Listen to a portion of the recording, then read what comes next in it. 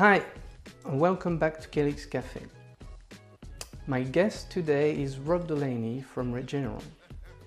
He's an Associate Director in Clinical Supply Systems, and he's also involved in sponsor-vendor relationship management.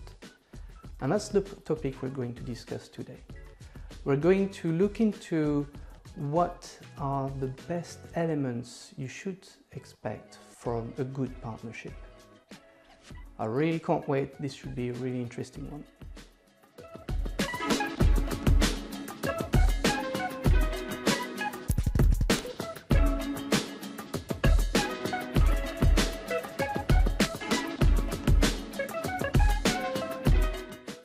Hi everyone, so I'm here with Rob Delaney from Regeneron on CALYX Cafe. Hi Rob, how are you today? Good morning, Sylvain. How are you today? I'm very well, thank you.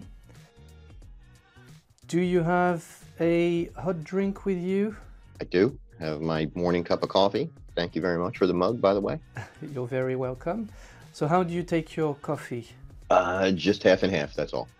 Regular. So you work at Regeneron, but I don't think all our listeners will know you. So how did you get in the clinical trials industry? Sure.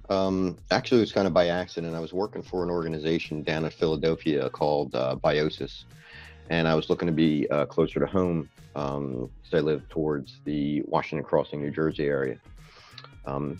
And on a Sunday morning, I was looking through the newspaper and I saw an ad for Covance, looking for people with a 4-year science degree. So I applied. The job, as it turned out, was for a validation analyst on their VRS team at that point. That's where I got my start in the industry.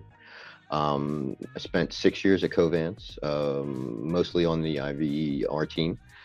Spent 1 year as a CRA. I did take a year off in between there to try my hand at a position with the Department of Environmental Protection at the state of New Jersey, Bureau of Safe Drinking Water, and just found that it was not for me. So I came back to the IRT industry.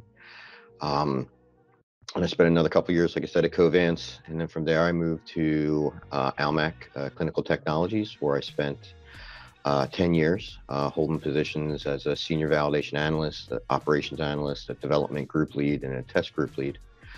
From there, I moved on to Bristol Myers Squibb and spent about 2 years there as a randomization specialist.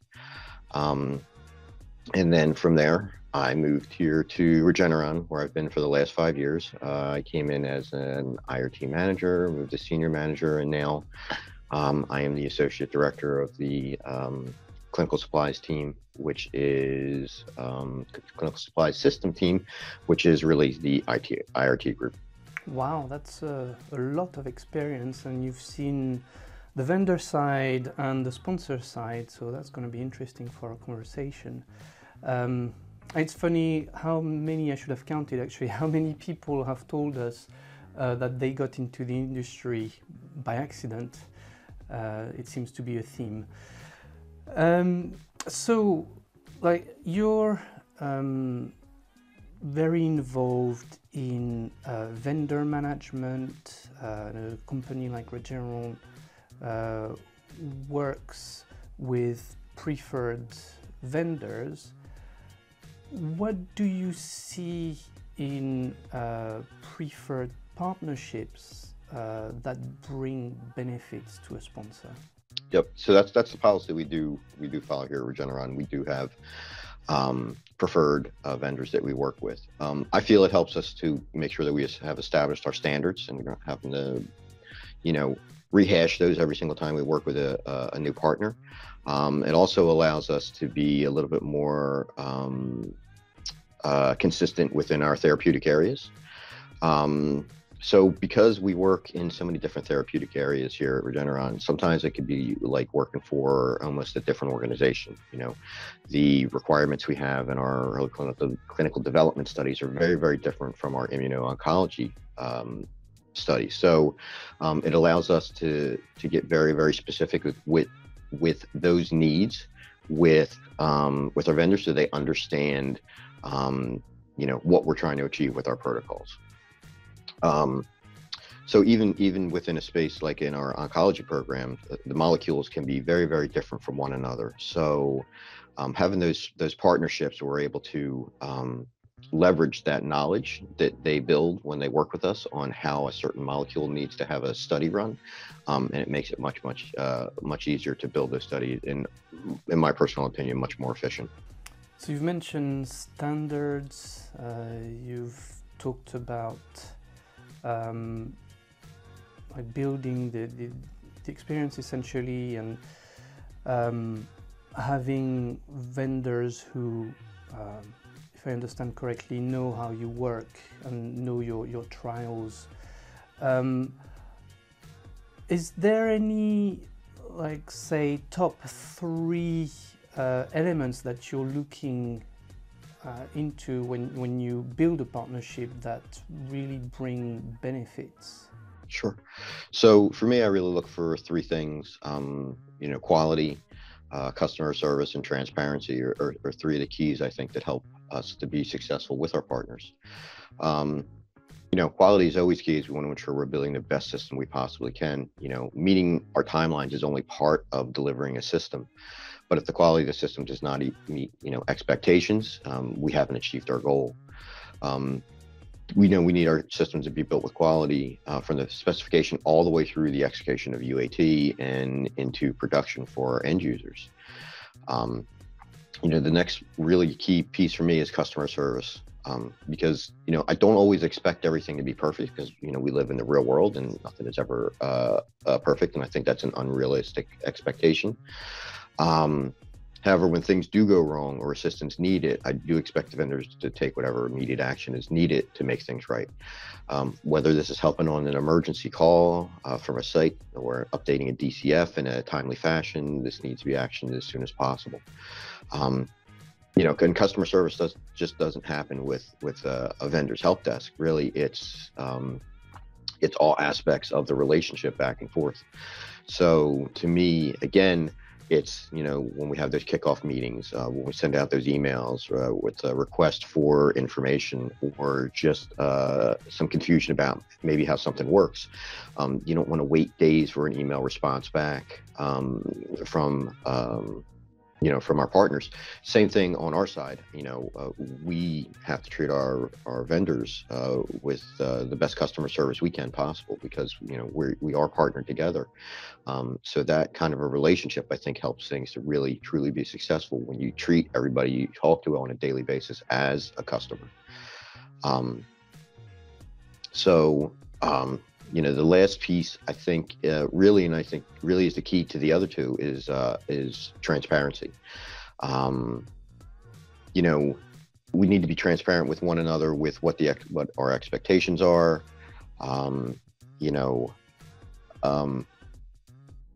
If we're not transparent with our vendor, and our vendor's not transparent with us, if say we're having issues with timelines, or maybe what their future plans are for where they're taking their core system, or where they plan on taking their business, it's not a vendor that I necessarily really want to work with, because then it's always, I'm trying to pull information out of them. I want it to be a free flow of information back and forth, because we need to be open with one another with what's going on, good and bad, at each of our organizations. Telling me everything's fine all the time, or things will be done when they know that they're not going to meet a timeline, really does more harm than good, because now expectations have been set that something's going to be done or met at a certain time point, and when it isn't, it's a much more difficult conversation to manage. Same thing for us on our side. We want to make sure that we're able to deliver our systems on time. So if there's going to be an issue, we'd rather know about it up front. Good or bad, we need to be able to have the correct information, so we can have conversations with our internal partners, set their expectations, level set with them, so that when we know we can deliver on time, or we meet that timeline. Like I said, to me, it's that transparency back and forth that is really key to the whole partnership, either being successful or failing. That's something you mentioned that I really like. you've talked about having the same expectations in customer service from your vendor to Regeneron, but also from Regeneron to your vendors. I've not heard that a lot, but I love that, because that's what true partnership should be about. And also your point about transparency, I fully agree with you that it helps everyone to have transparency both ways, as you said. So again, having same expectations here from your vendors as you have internally. We need to hold ourselves here to the same standard that we hold our vendors to. So, and that means, delivering good customer service back to our vendors and our partners as well. Because, as you mentioned, if that's not happening, we can't be successful together, because we need each other really to be successful, right? So if we're, if it's an adversarial type relationship, or we're not getting the correct information from one another, then there's no time that we can ever hit the mark when we really truly need to. And that just makes for a difficult situation for everybody all the way around. Yeah, I fully agree. So, as we all know, the industries got hit by COVID, and I'm not sure we're even out of it yet. Looking back at when we were really struggling in terms of clinical supplies, first of all, has your immuno-oncology programs been affected? But also, how did you leverage your partnerships to still be able to supply medication to patients? Our studies were impacted. I think everybody was. Supply chain worldwide was hit when this outbreak took place. Really, it took us quite a lot of time to work through some of those issues, but we moved on it fairly quickly. We discussed here internally how to try to make sure that we were stocking up sites a little bit more than they normally would, because we knew it was taking so long for shipments to get through the regulatory bodies at various countries. So that was one of the things that we tried to do to try to alleviate some of the problem. The other thing that we really we had to do with, especially with our oncology program, which really didn't slow down from COVID. The other programs, the other therapeutic areas, took a little bit of a hit and kind of slowed down enrollment, but oncology seemed to actually, I felt like, because I was working on most of those programs at the time, it felt like it accelerated. We had more amendments and more changes that were coming through. And we also needed to make sure that we were continuing to be able to, successfully dose our patients. So we were running into situations where, subjects did not want to go into, say, in some of the larger cities, the main site for dosing because of the COVID fears. So what we needed to do were quickly set up satellite locations, which were really infusion centers that were associated with that main site, and do a lot of subject transfers over so that they could, continue to get their treatment, on a regular basis, because with oncology, how serious it can be, missing one treatment can be, can really have a serious impact, especially if it's a study where once a subject achieves a certain maintenance dose, that if they miss a dose, then they have to start all over again and kind of titrate back up to that maintenance dose. So, we were able to leverage our partners to be able to do that kind of thing, so that, we were able to, again, provide that great customer service to our sites and subjects to make sure that, we didn't miss a beat there. Yeah, that must have been a challenging period, and we saw it at our end as well, obviously. Well, again, you're mentioning sites and patients as your customers. That's so refreshing to hear that. So yeah, thank you for that. I'm looking at time. I think that's all we've got time for today, except for one last question, if you don't mind. So we've been talking about partnership, but that last question might be slightly off topic. It's up to you. looking ahead 10 years, what would you like to see in the clinical trials industry? Oof, that's kind of a tough question. We're not really sure where the industry's going at this point. I know that the latest thing that everybody's been talking about is decentralized trials. And I'm not sure how well that's actually going to go when that starts to really get off the ground. But for me, just on a daily basis, what I hear from my clinical teams, they always want more data. So I'd like to see a little bit better reporting platforms, the ability to go in and pull out data ad hoc on our own. So to have APIs in place where we can go ahead and extract that data out of the database. Of course, we're looking at more of an ecosystem type approach here at Regeneron. So we know we're going to be doing more integrations with other systems. So the ability to add integrations simply would also be something I'd really like to see happen in the future. It's not that it's difficult now. Sometimes it just takes a little bit longer than I think that we would like to have those kinds of things happen. And then the last piece for me, because oncology is near and dear to me, and I had to deal with a lot of this while I worked on this program, is just the ability to have, for the sponsors to have a little bit more control over our studies. So, and it's just my opinion that the ability to go in and do things like add additional cohorts or treatment arms or change up dose levels when we needed to, without going through the whole long process of going through a change order. The other piece that I'd like to be able to see is to be able to extend out visit schedules a lot quicker.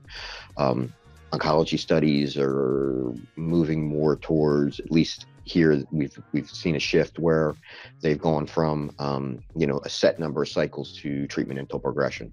So when you have those studies, you're not exactly sure how many visits you're going to need. You build in what you think you need, and then you need to extend that out. So the ability to make those kinds of changes and updates for us would really be huge, to have that ability to really have control of our systems a little bit more. So more control of your systems, but also more control of the data and being able to get data from different sources together. I think that's a very practical, actually, answer to this question, and I love that, because that's what you need on a daily basis. So why look for something out of the ordinary? So that's great. Thank you very much, Rob. That's been very nice talking to you. Really appreciate you taking the time to stop by.